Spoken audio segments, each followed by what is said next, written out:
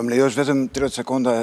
Hungaria u përjashtua nga pse u përjashtua. Hungarezët ka vite me Viktor Orban që janë kundër Sorosit dhe janë pjesë që kanë qenë në të njëjtën gjatësi valet muzikës me zotin Trump për sa i përket globalistëve dhe sovranistëve. Dhe duke u rreshtuar. Ka shpallën hungrata mos gabojnë Sorosin. Po, dhe duke u rreshtuar në anën e zotit Trump jo si person, po si politik kundër globalistëve, ka qenë prej kohësh në atë kamp. Ne nuk e dim akoma se ku jemi, se nuk kemi bërë ndonjëherë në një analizë do i takojmë këtij kampi apo atij kampi, sepse kam përshtypjen që shumë pak është bërë debat publik lidhur me këtë temë. Nuk e di, a e shprehja qartë mendojave. Jo për Sorosin. Globalist dhe sovranist. Pra, zoti Trump thotë që nuk kam globalistët janë armiqtë më të mëdhenj të gjithë botës, domethënë të gjitha kombeve dhe të Amerikës dhe të gjithëve. Vetëm sovranizmi i tij po tregohet shumë globalist ama. Si, në shkuptim? Kuptimin nga Irani, te Venezuela. Sovranizmin e ka për vete. Te Nigeria. Pra do të thënë, sovranizmi i tij është relativ, ë? Është sovranizëm global. Këto janë secila prej këtyre temave që hapët juve tash, meritoni diskutim shumë gjatë. Do jetë presidenti Trump në forumin ekonomik botëror në Davos, që është simboli globalist. Qëndrimet e tij nuk janë dhe aq antiglobaliste, pavarësisht se lëvizja MAGA... është mendimi juaj, po më lërë ta them unë mendimin tim kur të virrava, thuaj ti mendimin tënd. Lëvizja MAGA dhe ai vetë është pikërisht në këtë pozicion që është kundra globalistëve, sepse i ka provuar në lëkurën e vet dhe në fushatë elektorale, gjithë fushatën e ka bërë kundër globalistëve. Megjithatë, secili është i lirë të ketë mendimin. Ky është halli sepse niset vetëm nga lëkura vet, ambasador. Kush nga lëkura vet?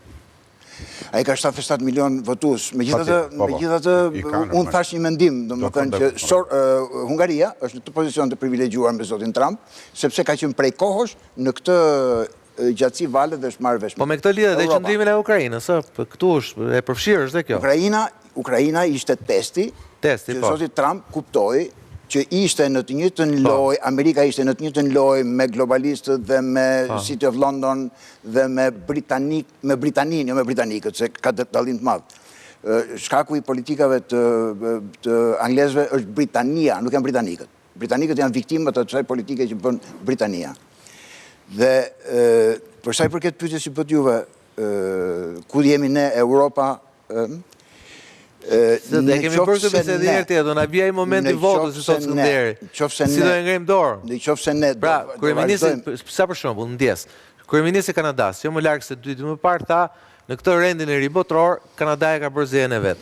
Nëse sulmohet apo pushtohet Groenlanda, për ne vlen artikulli 5 i NATO-s, artikulli 2 dhe artikulli 5 i NATO-s, ne do shkojmë të mbrojmë Groenlandën ushtarakisht.